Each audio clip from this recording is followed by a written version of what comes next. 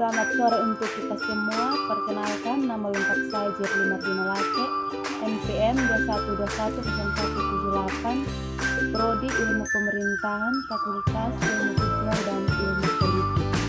Di sini saya akan menjelaskan rencana judul penelitian saya tentang peran pemerintahan desa dalam pencegahan stunting di desa Osana. Teori-teori yang pertama, konsep peran. Konsep peran adalah tingkah laku yang diharapkan diperbuat seseorang sesuai dengan status atau kedudukannya, baik pemimpin terhadap bawahan dalam kesatuan kerja. Peran ada apabila ada kedudukan. Jadi, peran merupakan aspek yang dinamis dari status atau aspek fungsional. Bila seseorang melaksanakan hak dan kewajibannya sesuai dengan kedudukannya, berarti orang tersebut telah menjalankan perannya. Jadi, peran yang dimaksud adalah tingkah laku yang diharapkan dari seseorang yang mempunyai kedudukan. Menurut Ditle dan Thomas dalam Carlito Sarwono, bahwa peran adalah serangkaian rumusan yang membatasi perilaku-perilaku yang diharapkan dari pemegang kedudukan tersebut. Peranan adalah satu set yang tersambung, yaitu perilaku, hak, dan kewajiban, seperti yang diseptualisasikan oleh pelaku dalam situasi sosial. Hal ini terus-menerus mengubah perilaku yang diharapkan dan mungkin memiliki individu yang diberikan kepada status sosial dan posisi sosial. Peranan merupakan pengertian sejauh mana fungsi atau bagian seseorang atau individu dalam menunjang usaha pencapaian tujuan dan diatur oleh norma-norma yang berlaku. Peranan pada diri seseorang harus dibedakan oleh posisinya dalam masyarakat. Setiap peranan dilaksanakan bertujuan agar seseorang atau organisasi yang melaksanakan memiliki hubungan yang diatur oleh nilai-nilai sosial yang diterima dan ditaati. Berdasarkan pendapat-pendapat tersebut, maka dapat disimpulkan bahwa peranan adalah bagian atau fungsi yang dilakukan seseorang atau organisasi terhadap hal yang dilakukan sesuai dengan aturan atau norma yang berlaku di masyarakat atau sosial untuk mencapai tujuan yang telah ditetapkan. Seseorang dikatakan menjalankan peran karena dia menjalankan hak dan kewajiban yang merupakan bagian tidak terpisahkan dari yang disandangkan.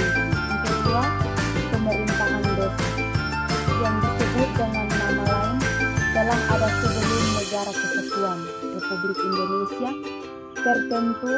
Sebagai bukti keberadaannya, penjelasan pasal 18 Undang-Undang Dasar Republik Indonesia tahun 1945 atau sebelum perubahan menyebutkan bahwa teritori negara Republik Indonesia terdapat lebih kurang 250 seperti desa Jawa dan Bali, nagari di Minangkabau, dusun dan marga di Palembang sebagainya. Daerah-daerah tersebut mempunyai susunan asli dan dapat dianggap sebagai daerah yang bersifat istimewa, serta keberadaannya tetap diakui dan diberikan jaminan keberlangsungan hidupnya dalam Negara Kesatuan Republik Indonesia.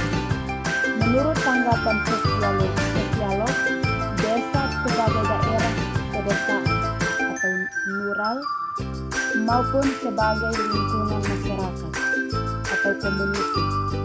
Menurut Yayu Yuliati Suponomo, istilah desa berasal dari bahasa India, Swadesi, yang berarti tempat asal tempat tinggal atau tanah leluhur yang merujuk pada satu kesatuan kehidupan dengan kesatuan norma serta memiliki batas yang jelas. Dalam Undang-Undang Dasar 1945, Pasal 18 ayat 1 dikatakan bahwa Negara Kesatuan Republik Indonesia dibagi atas daerah provinsi. Dari daerah provinsi itu dibagi atas daerah kabupaten dan kota. Yang tiap-tiap provinsi, kabupaten dan kota itu mempunyai pemerintahan daerah yang diatur dengan undang-undang. Dari pengertian undang-undang tersebut disimpulkan bahwa desa merupakan bagian dari pemerintahan daerah.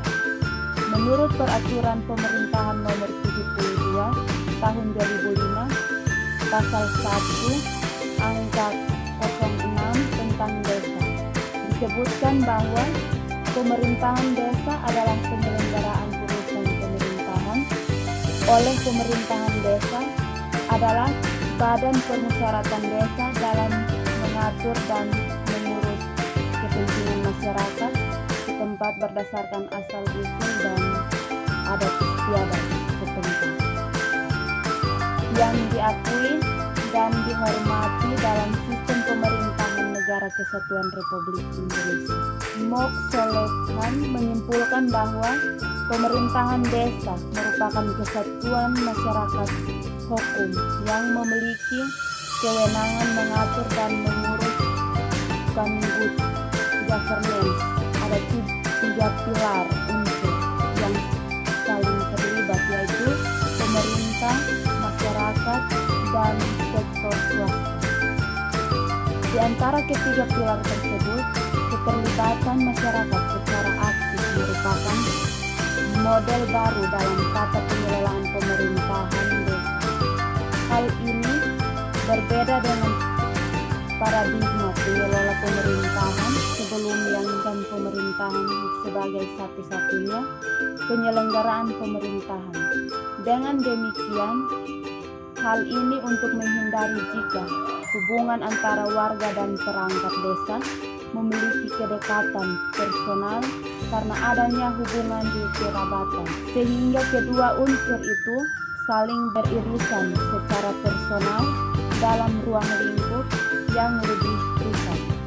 Akibatnya, batas-batas antara urusan privat dan publik menjadi sulit dipisahkan satu. Selanjutnya, Adira Fairuz menjelaskan bahwa jika pemerintahan desa menjadi kekuasaan politik, maka kepala desa adalah perlambangan dan kaki dari pemerintahan desa, sehingga kepala desa menjadi pusat perhatian bagi seluruh unsur masyarakat di desa.